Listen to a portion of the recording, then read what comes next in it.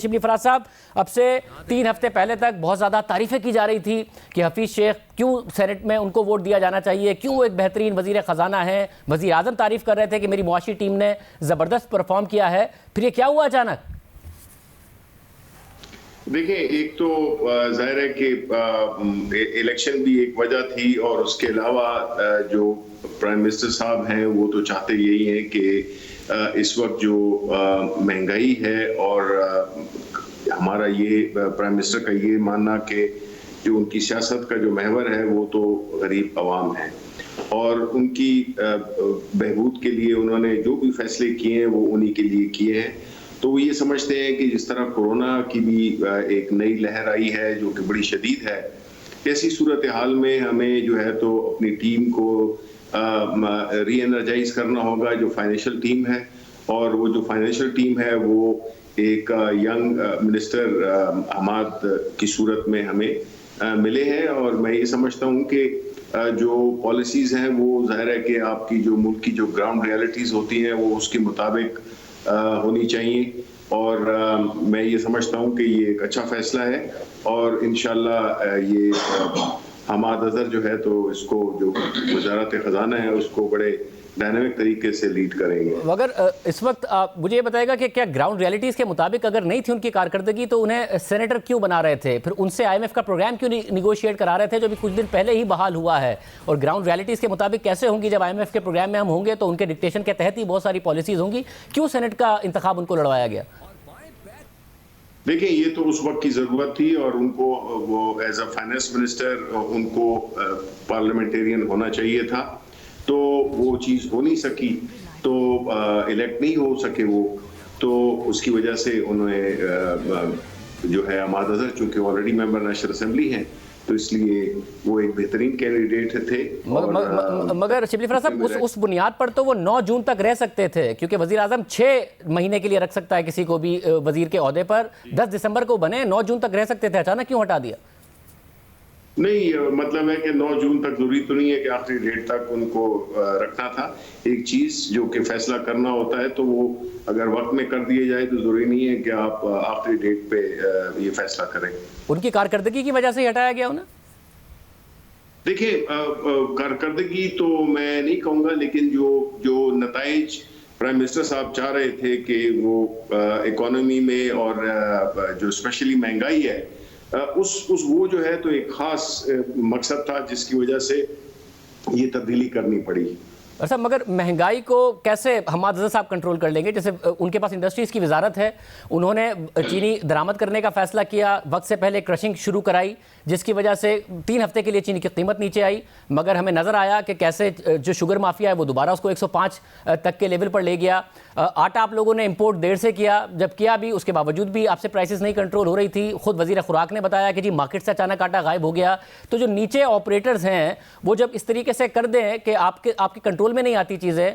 آنے والے دنوں میں آپ کو آئی ایم ایف کے پروگرام کے تحت بجلی کی قیمتیں بھی بڑھانی ہے جو حماد اظہر صاحب بھی بڑھائیں گے، حفیظ شیخ صاحب کو بھی بڑھانا تھا، تو فائنانس منسٹر کیسے یہ مہنگائی کے فیکٹرز کو کنٹرول کر لے گا؟ دیکھیں، جہاں تک کہ چینی اور آٹے کی بات ہے تو دیکھیں چینی میں آپ نے دیکھا ہے کہ جو سٹہ بازی اور جو ایک گینگ آپریٹ کر رہا تھا جس پہ کہ ایف آئی آرز بھی کٹی ہیں اور جو لوگ اس میں انوالو تھے، تو بنیادی طور پہ یہ کوئی سپلائی ڈیمانڈ کا ایشو نہیں تھا، بلکہ وہ لوگ جو کہ اب رمضان آ رہا ہے تو اس کو اپنی قیمتیں بڑھانے کے لیے انہوں نے ایک نیٹ ورک تھا سٹے بازوں کا جس کو کہ ڈسکور کیا۔ تو یہ چیزیں تو ظاہر ہے کہ وہ لوگ کرتے آئے ہیں اور یہ اس قسم کے مافیاز پنپتے رہے ہیں ماضی کی حکومتوں میں۔ اب جو ہے تو ظاہر ہے کہ یہ جو حماد اظہر ہیں یہ اس چیز کو دیکھیں گے، ان کا تجربہ بھی ہے اور وہ اس چیز کو دیکھیں گے، وہ بھی ایک الیکٹڈ ایم این اے ہیں اور ان کو اپنا حلقہ بھی ہے اور ان چیزوں کا ادراک بھی ہے اور ان چیزوں کا احساس بھی ہے، اور سب سے بڑی بات کہ پرائم منسٹر صاحب کی جو خواہش ہے، کیونکہ انہوں نے دیکھا ہے کہ غریبوں کی جو سچویشن ہے، مہنگائی کی جو سچویشن ہے اس کو ایڈریس کرنا ہمارے لیے سب سے بڑی اہم ہماری وہ ہے ریکوائرمنٹ ہے۔ صاحب اگر بطور فائنانس منسٹر حماد اظہر کیا الگ کر لیں گے؟ جیسے اب جو P S D P utilization ہے وہ اتنے ماہ میں صرف 43.8% ہوئی ہے، 283 ارب روپے 286 ارب روپے آپ خرچ کر پائے ہیں، ٹارگٹ 650 ارب روپے کا ہے۔ اسد عمر صاحب کا بیان ہے کہ نیب بھی اس کا ایک ریزن ہے۔ اب اگر نیب کی وجہ سے آپ P S D P allocate ہو جائے مگر خرچ آپ نہ کر پائیں، نیچے مافیاز کی وجہ سے آپ مہنگائی نہ کنٹرول کر پائیں، تو کوئی انڈیویجول کیا کر لے گا یہ چیزیں تبدیل کر کے؟ نہیں، ایسے تو پھر چاہیے کہ ہمیں فائنانس منسٹر رکھنا ہی نہیں چاہیے، اس کی ضرورت ہی نہیں ہے۔ بات یہ ہے کہ جہاں تک کہ پی ایس ڈی پی کا تعلق ہے، دیکھیں وہ آخری جب سال ہوتا ہے اس کے آخر میں سب سے زیادہ ریلیزز ہوتی ہیں، تو وہ ایک اس کے مختلف وجوہات ہیں، لیکن اس کا جو تعلق ہے وہ اس سے نہیں ہے۔ ہماری جو بنیادی فوکس ہے وہ یا جو کنسرن ہے ہماری وہ ہے مہنگائی ہے، جس میں کہ آپ ظاہر ہے کہ یہ ایک سب سے اس وقت جو لوگوں کو افیکٹ کر رہی ہے وہ تو مہنگائی ہے۔ ویسا تو مہنگائی کی وجہ تو زیادہ تر یہ کہا جاتا ہے کہ جو صوبائی حکومتیں ہیں ان کے کنٹرولز ٹھیک نہیں ہیں، تو صوبائی حکومت میں کوئی تبدیلی نہیں کی؟ پنجاب حکومت میں سب سے زیادہ جو بڑا صوبہ ہے وہ پنجاب حکومت کا ہے، آپ نے فائنانس منسٹر بدل دیا، اور جیسے نیب کا ایک ریزن دیا ہے اسد عمر صاحب نے کہ جی نیب ریزن ہے، جب اپوزیشن آپ کے پاس آئی کہ جی یہ ہمارا ڈرافٹ ہے تو آپ نے ان پر این آر او کا الزام لگا دیا، اور بعد میں اب نیب آپ ہی کے لیے بڑا مسئلہ بن رہا ہے۔ یہ نیب اپوزیشن کے لیے بڑا مسئلہ بنا یا آپ کے لیے زیادہ بڑا مسئلہ بن گیا ہے؟ کیونکہ آج جو پاور منسٹری کی آئی پی پیز کے ساتھ ڈیل ہوئی ہے اس کے بھی جو پیسے نہیں ریلیز ہو سکے، اس کا ریزن بھی یہ بتایا جا رہا ہے کہ جی نیب کا خوف ہے وہ کلین چیٹ نہیں دے رہا ہے، تو نیب آپ کی حکومت کے لیے مسئلہ بن گیا یا اپوزیشن کے لیے مسئلہ بننا تھا؟ دیکھیں اس میں تو کوئی شک نہیں ہے کہ جو جس طرح سے یہ نیب لا کو بنایا گیا ہے، اور ظاہر ہے کہ اس کے ذمہ دار بھی ہم نہیں ہیں، یہ تو اپوزیشن پارٹیز کو چاہیے اگر وہ اتفاق کر لیں کہ بھئی ہم نے کچھ جس طرح ہم نے کہا تھا کہ نیب لاز ہو گئے، الیکٹورل ریفارمز ہو گئے، جوڈیشل ریفارمز ہو گئے، اس پہ اپوزیشن بیٹھے، اپوزیشن تو صرف اپنے چکر میں، اپنے لیڈرشپ کو بچانے کے چکر میں ہے، لیکن ٹیم کا بدلنا یہ اچھا ہوتا ہے۔ اور اگر آپ سمجھتے ہیں کہ ایک شخص جو کہ پرائم منسٹر سمجھتے ہیں اور ہم بھی سمجھتے ہیں کہ حماد اظہر جو ہے تو وہ کافی افیکٹو ہوں گے، ان میں ینگ بھی ہیں اور ایکسپیرینس بھی ہے، تو وہ آئی تھنک کہ